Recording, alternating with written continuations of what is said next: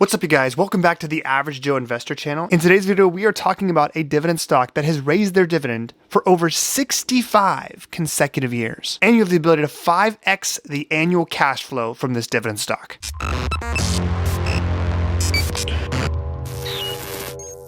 Okay, so the dividend stock we're talking about today is Genuine Parts Company, ticker symbol GPC. And the spreadsheet I created for this video, along with all of the other spreadsheets, the monthly dividend stock spreadsheet, all the other dividend stock analysis, access to my portfolio and the trades I make, and the Discord community is available in the Patreon community. To learn more, check out the link down in the description below. Genuine Parts Company is in the consumer discretionary sector of the economy, and they've been raising their dividend now for 67 consecutive years. Current price per share is $139.61 per share, which is pretty close to their 52-week low of $126 and much lower than their 52-week high of $181.37. Their 1, 3, and 5-year revenue growth rates are all positive. 7.73% growth, 11.761%, and 4.66% over the past 1, 3, and 5 years. Also, their dividend growth rate is very stable. 7, 6, 6, and 6% over the past 1, 3, 5, and 10 years. Current dividend yield is 2.7% against a historical average 5-year yield of 2.79%. So it's essentially trading flat based on their historical 5-year dividend yield. When it comes to selling options on this stock, they only offer monthly covered calls, but we will deep dive into that as well. Let's also talk about dividend safety. So first off, the traditional measure would be the dividend payout ratio based on net income, which would be approximately 60.49%, which is definitely within the healthy range. We definitely want to see it below 75 to 80%. My preference, though, is to look at a dividend payout ratio based on free cash flow. I think it's a more accurate way of looking at dividend safety. Their dividend payout ratio based on the trailing 12 months for free cash flow is 62%, and the previous year is 48%. And you can see that their free cash flow is very stable historically. So let's talk a little bit more about Genuine Parts as a company. They're an auto parts company, and you're probably familiar with their main North American brands. We scroll down here, we've got Napa Auto Parts in the United States. They have 5,960 different stores. In Canada, they're known as UAP. In Europe, Alliance Automotive Group, and then also in Asia Pacific. Then we've also got their other segment of the business, which is known as the Industrial Parts Group. And they have a footprint in both North America and Asia Pacific. Here's a look at some of the news that is relevant right now with respect to Genuine Parts. There's nothing major going on except for on the most recent quarterly sales miss that occurred in October. They definitely had a miss on their revenue and sales, and as a result, that's why the price has stumbled quite a bit. Ultimately, the main concern when it comes to Genuine Parts is the fact that in this increasing environment where we're dealing more and more with electric vehicles, will Genuine Parts be able to innovate and stay relevant? Now let's talk a little bit about selling covered calls. I am a huge advocate for selling covered calls, whether it's on boring dividend stocks or much more volatile dividend stocks or even growth stocks or index ETFs. Huge fan of doing this. And let's look at an example.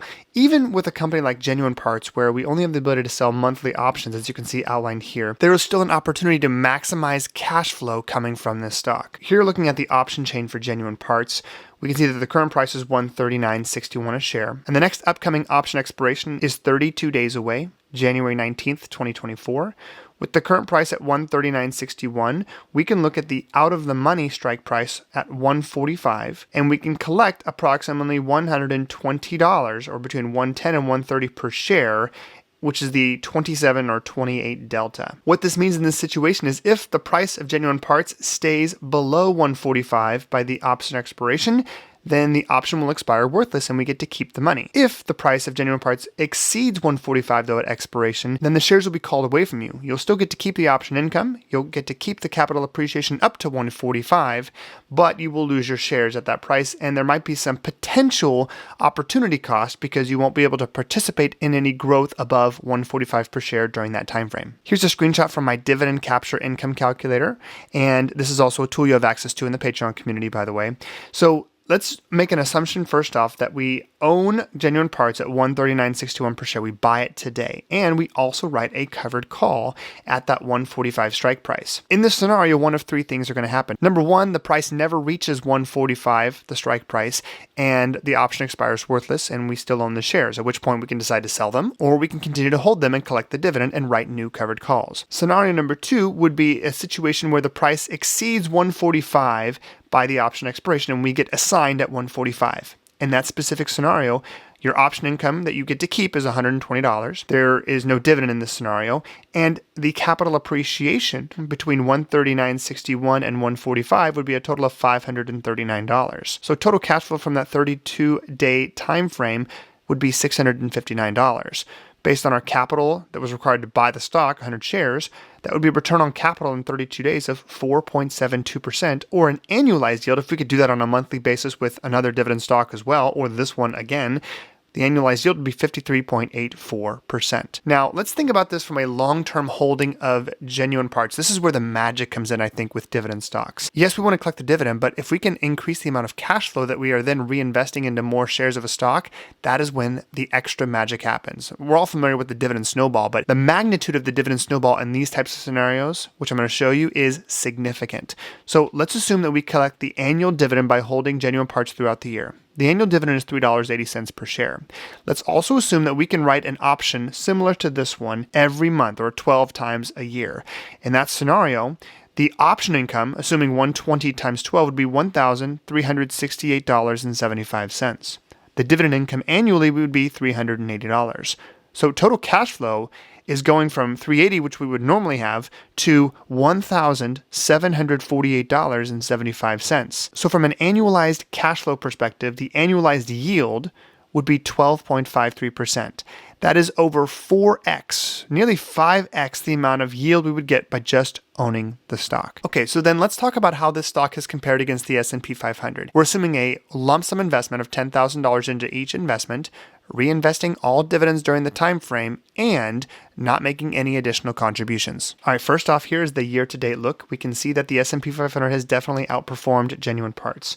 These both started at $10,000. Year-to-date, the S&P 500 will be worth approximately $12,462, whereas genuine parts would only be worth $8,358. It's lost money, and you can see the significant drops that occurred right here, where it dropped from a total account value of approximately $9,000 down to less than $8,000. You can see here with the 5-year return that the majority of the time the S&P 500 was outperforming.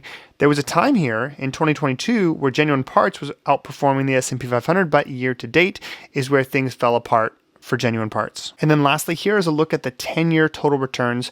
And you'll notice here that the S&P 500 almost the entire time has outperformed. There was that little bit of time in 2022 where genuine parts outperformed, but since the beginning of 2023, the S&P 500 has outperformed. So from a pros and cons standpoint, pros here for genuine parts is, man, 67 consecutive years of paying a dividend and increasing it. That's an amazing return. And even despite the fact that over the past 3 to 5 or 10 years it has underperformed the S&P 500, doesn't mean that it's not a good quality dividend stock that's capable of continuing to increase their dividend every single year into the future. Dividend yield is okay at 2.7%. I'm not sure I'd call that a pro or a con. It's pretty average. It's a good fit if you plan on holding the stock long-term and reinvesting the dividends and selling covered calls. Downside, though, is it has underperformed the S&P 500 from a total return standpoint, and the yield is not something to shout about. There's also a lot of uncertainty from an industry perspective whether they can continue to innovate given the environment and the climate towards energy-efficient vehicles. Hopefully you found some value in this video, guys. Make sure to leave your 2 cents down in the comments below. It's my goal to respond to as many comments as possible on the day I post a new video.